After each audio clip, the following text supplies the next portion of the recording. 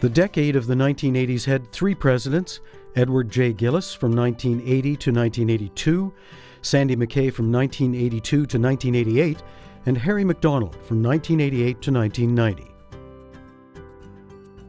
In 1983, the Jim Lee government announced its intention to roll back signed agreements, resulting in a major protest rally in Charlottetown, which caused them to give up on the idea.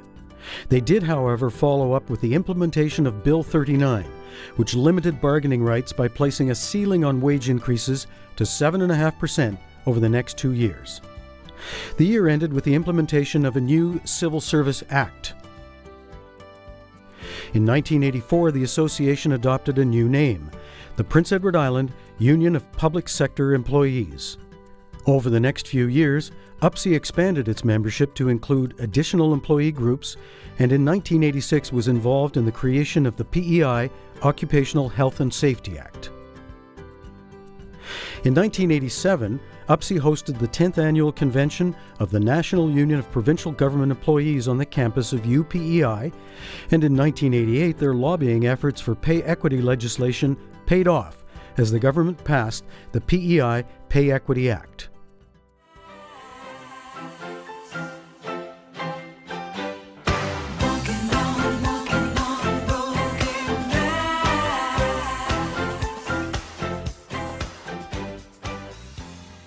In 1990, Mike Butler became the first full-time paid president of PEI UPSE.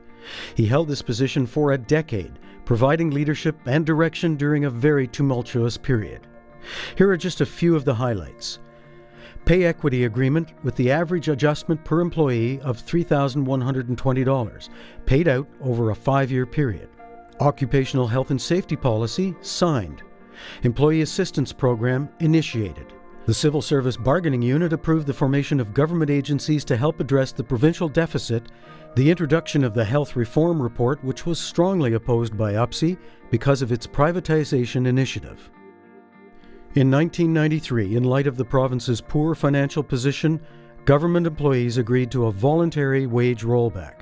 And then, in May of 1994, just after they had signed a collective agreement with its employees, the Colbeck government showed a total lack of respect for unionized labor and the right to collective bargaining by legislating the infamous 7.5% wage rollback.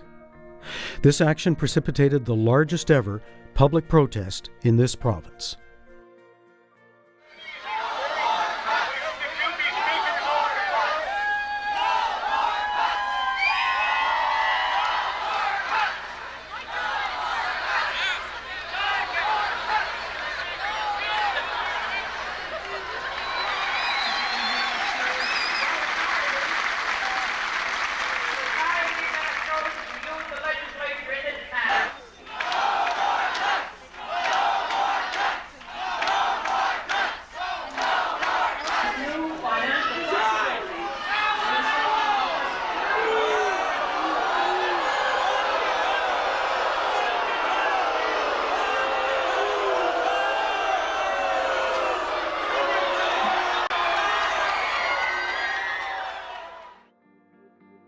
In 1996, health reform redrew the administrative map, creating 6 health regions, 6 different employers, different administrative systems, and combined 6 different collective agreements into one. The decade ended on a more positive note with new amendments to the Civil Service Act, which cleared the way for the creation and filling of new classified positions within the civil service and also gave recall rights to casual employees. In March 1999, the government announced that 495 positions were to be created over the next year.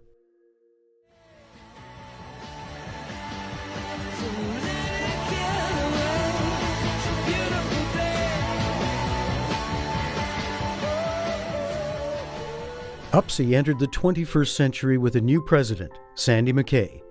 The membership continued to grow with community inclusions, Straight Crossing Bridge Limited, and the Garden Home 1986 Inc., joining the UPSE family. There was also a huge commitment made by the UPSE members to work towards a goal of organizing the ECEs of the province. In 2005-06, the Binns government announced a hiring freeze. All public sector unions filed grievances which forced the government to reverse its decision. They then introduced Program Renewal, aka Bill 44, which created much turmoil among the membership, as many members were forced to take a different position after theirs was declared abolished. The legislation also resulted in an arbitrated decision by Judge Adams regarding union jurisdiction. UPSE was assisted during these proceedings by Brother Art Lane from UPSU. 2006 saw another first for the UPSE, the election of its first female president, Shelley Ward. Under her direction, a new emphasis was placed on educating members, especially the stewards, in their roles. In 2008, UPSE formed a coalition that mounted a campaign against proposed public-private partnerships in regard to manor replacements, the No P3 for Me campaign. This campaign proved to be very effective, and the first replacement manor in Surrey was built through a fully public process. Did you know P3s have a record of flaws, failures, and abandonments? Access Building Summerside, leased for over 20 years, then $4.3 million buyout. Prince County Hospital, originally planned as P3, abandoned, too costly. Can Islanders really afford this? Say no to P3s. We pay now, and we pay later. For more information, visit our website, nop3forme.ca.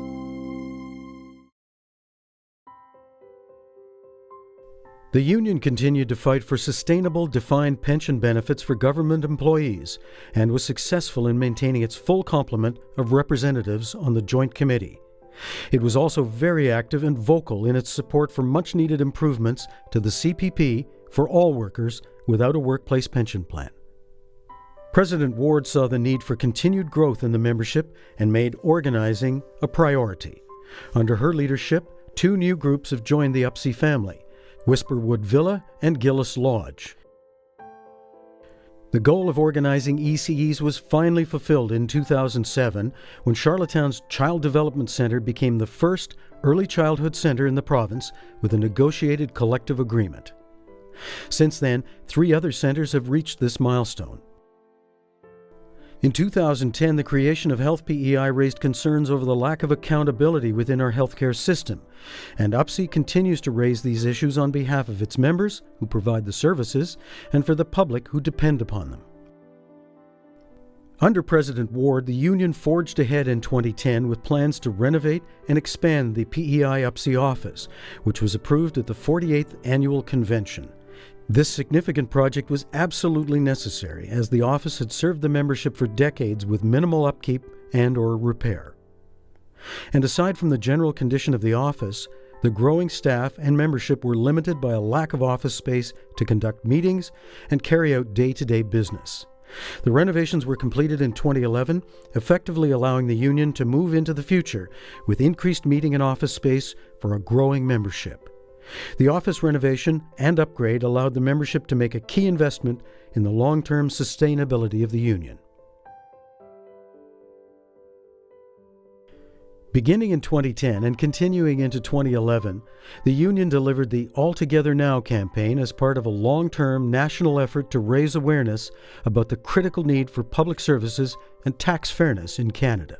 The campaign was endorsed through the National Union in 2010 and at PEI UPSE's 49th Annual Convention in response to the unprecedented attacks on the public sector that came about after a 2008 private sector financial crash that triggered a worldwide recession.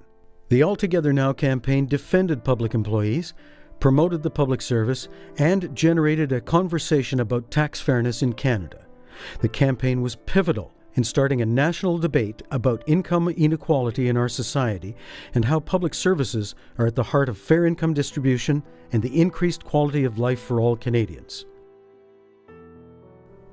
A very ambitious component of the campaign was realized in March 2011 through the Days of Action on Mental Health and Mental Illness and the Stigma Associated with them.